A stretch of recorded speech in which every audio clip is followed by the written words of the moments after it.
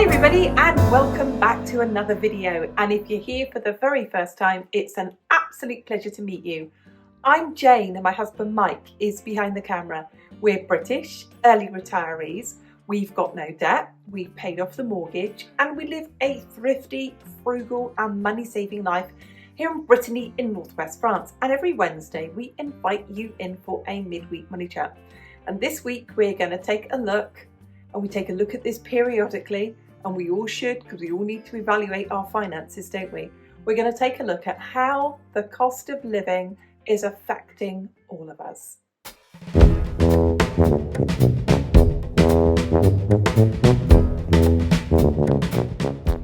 Inflation is falling, or it's drastically reduced. Shouldn't we all be feeling better? Shouldn't we all be feeling the benefits of this? Well, I'm going to give you some context of where I am here in France, and I'm going to have to refer to my notes here.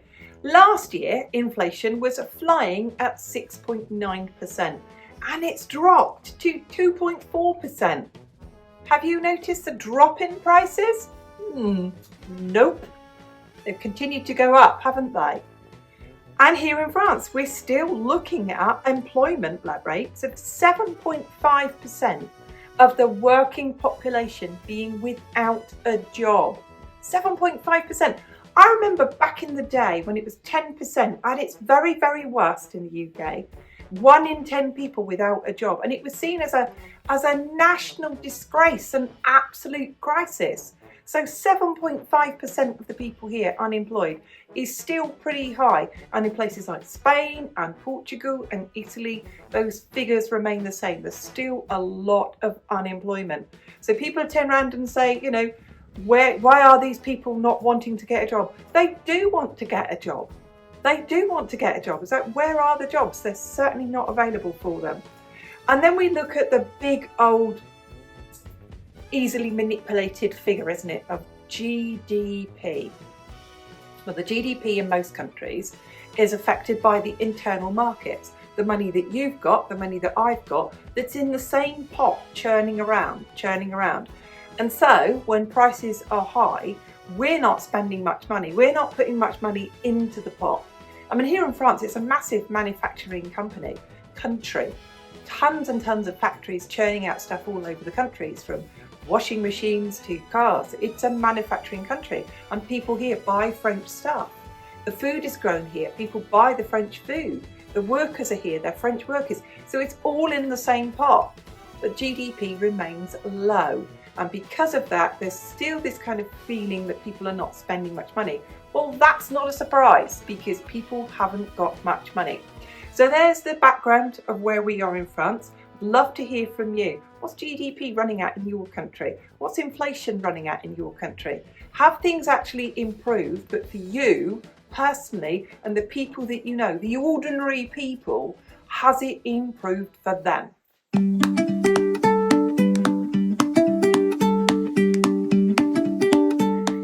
Quick canter now through all the things that people buy, they have to buy, or they need, and the kind of prices. And let's start with the obvious one of food. We saw food prices here double from 2020 to about 2022. So the inflation figures meant absolutely nothing. Absolutely nothing. Some food prices doubled.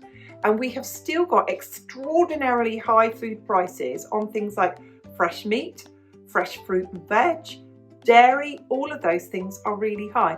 And I have noticed, if I look at the demographics, if I go to a poorer area and I go to the supermarket, there's hardly any meat for sale in there. The area in the store of fruit and veg for sale, in comparison to the size of the whole store, is really small. So what are people buying with their limited incomes? They're buying the pre-made stuff, they're buying the processed food, they're buying the unhealthy food. And it's not doing people any good. So people are being impacted on the price of food. We've been away for a week. We've been away to an incredibly wealthy area. We went in the local supermarket, and I kid you not, it was like Harrods food hall in there. We could see what people with money could afford to buy, and it was shocking, the difference. How much fresh fish there was, the quality and quantity of fresh fruit and veg, the quality and quantity of meat and artisanal food that's not come from a massive factory but local producers. So yeah, the prices of food, real meat, the price of chicken, the price of beef, the price of fish, the price of vegetables is still impacting on all of us. Let us know in the comments below. Are you seeing the price of real food, healthy food, proper food reducing yet to an affordable level that real, ordinary, working class people can afford? Because we are definitely not seeing it here.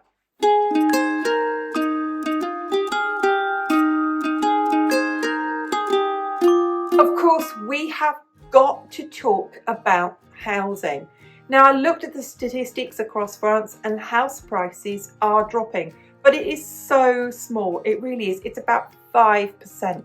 That doesn't make any difference at all to the people who need to buy their first home.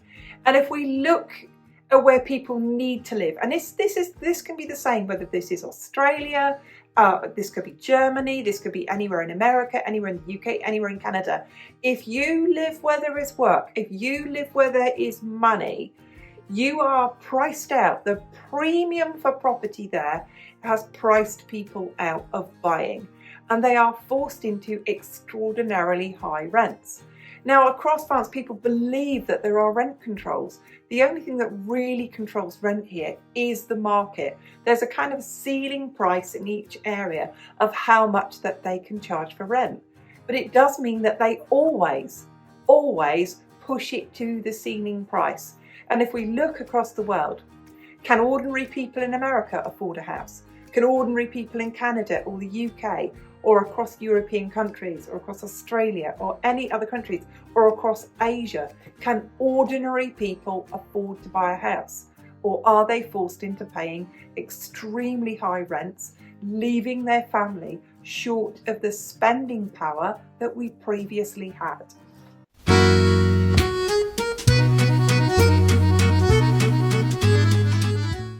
Let's talk car prices here in France. France has always had extremely high car prices, primarily because it's an internal market and people buy French cars and French workers get good wages and good working conditions. There's very few imported cars. I don't see many cars coming from elsewhere.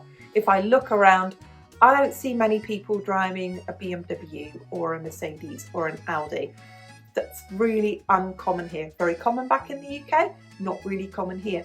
Now, if I looked at the average second-hand car price here, the average, it's 20,000 euros.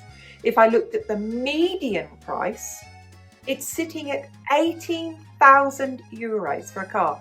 So again, if you're an average worker bringing home 1,800 a month, which is the average salary here, and you're trying to make a car payment as well as trying to pay those rental prices, you bet the cost of living is affecting you.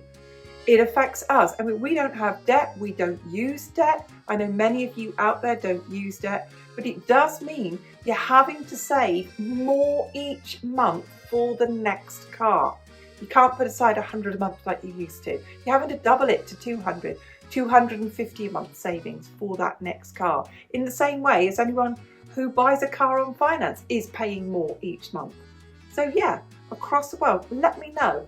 Are you seeing a reduction in overall prices of second-hand cars? Because the difference between buying a second-hand car and buying a new car isn't really very great anymore. So lots of people are out there financing a brand new car because it didn't make any sense to buy a second-hand car because the second-hand cars were so expensive. So there we go. Let me know, what's it like in the country that you're in? Leave a comment below. What's it like? Is the second-hand car market affordable? It used to be, it definitely isn't anymore.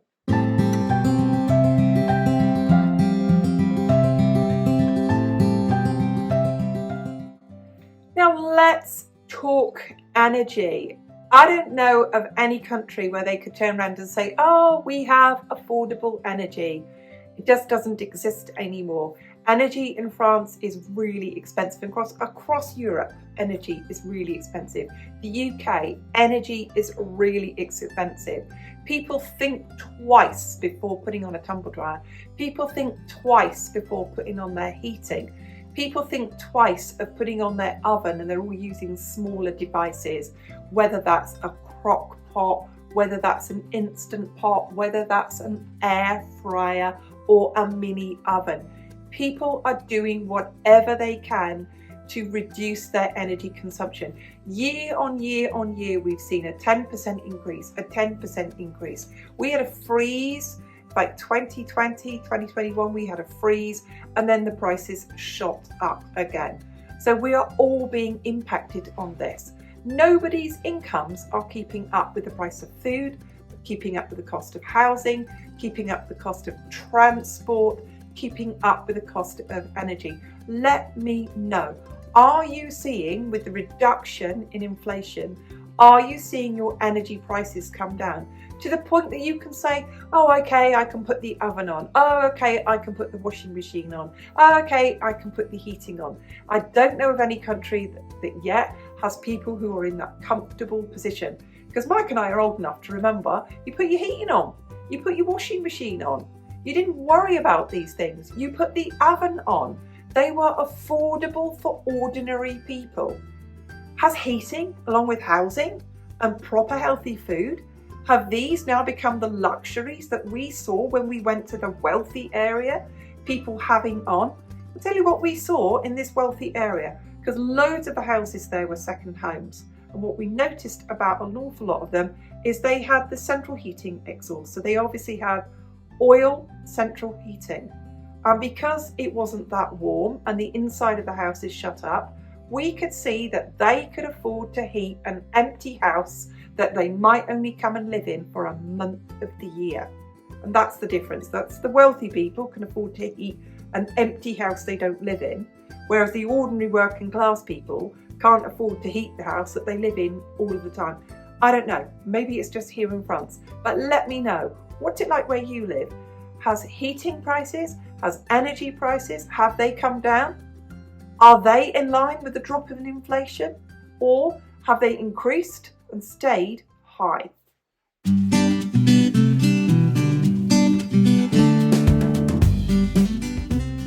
Is it just us in here in Europe, or is it the rest of the world as well, where we are all being crippled by increasing insurance costs? Car insurance, home insurance, health insurance, dental insurance, you name it, insurance, pet insurance, whatever insurance you've got, all of those things have drastically increased in price. I don't know why. I don't know why at all. I don't know why here in France that our car insurance keeps going up and up all the time, and our home insurance goes up and up all in the time. I don't see that people working there are getting higher wages. Is it just going to the shareholders? Who's getting all of this money? But it's impacting on everybody. I know all of you around the world who have to pay directly for your healthcare are really suffering with that. Those prices are madness. When I look at the cost of just having a baby in some countries, it's just madness. They just think, well, no wonder the population's dropping. Who can afford? They can't afford to feed them. They can't afford to house them. They can't afford to transport them. They can't even afford to birth them. So no wonder the population rate is dropping so drastically in so many countries. We know, for example, countries like Italy, the population rate is dropping so drastically, it's a national concern. But if nobody can afford to live, and if nobody can afford to buy a house, and nobody can afford to turn the lights on, it's not a surprise. But there we go. Let me know, insurance rates in your country, have they decreased as inflation has decreased, or are you paying more?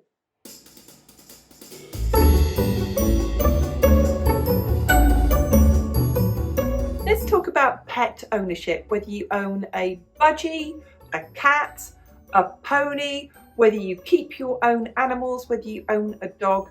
The costs of looking after those animals have massively increased. Veterinary costs have massively increased. So if we look at, vets have got to run a clinic, they've got to pay a mortgage on the clinic, their interest rates have increased, their wage costs have increased, their energy costs have increased, and all of that has a knock-on effect for all the rest of us. So most of those people who run those clinics, it's like 2 or 3 vets who own it. It's not like Tesco's or Morrison's or Leclerc or Walmart who can spread the cost. It's contained, isn't it? So pet ownership is unaffordable, really is. And I'm wondering if people are thinking like us, that the pets we have now are probably going to be the last pets we ever have due to the unaffordability of pet ownership. Pet food in consideration is increased massively, huge costs for pet food. And we found out the costs of pet food are so massively increased because it was all the lesser quality food in the chain, that now the lesser quality food is being fed to everybody. It's being fed to people and not animals. So there's less food in the food chain going to our pets. Let me know. Are you somebody who said, well, I would love to have a pet, but it's absolutely unaffordable?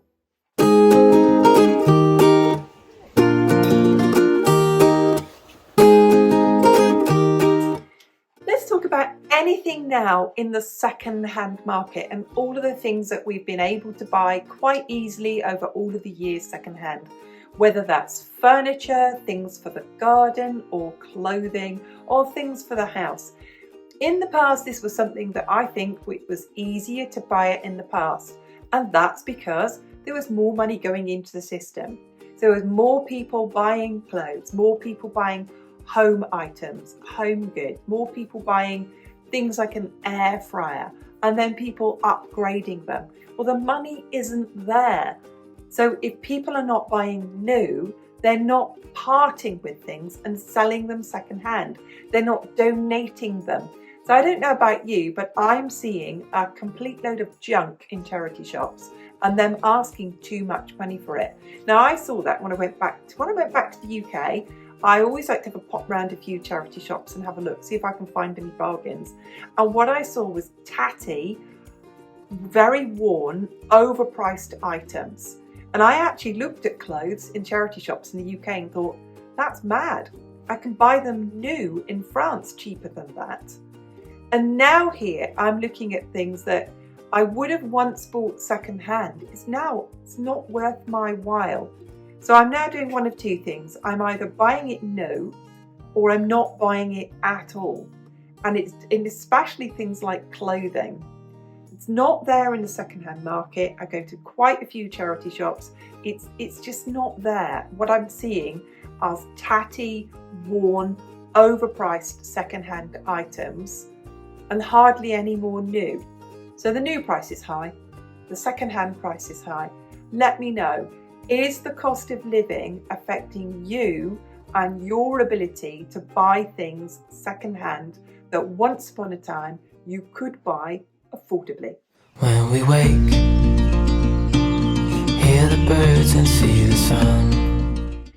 Those of us who've been frugal for a long time, who have been conscious with our spending, who have been mindful with our money, who have been savers, not spenders, who have budgeted, who've looked for the deals, who've looked for the offers, who've looked in the second-hand market, who've made do and mend.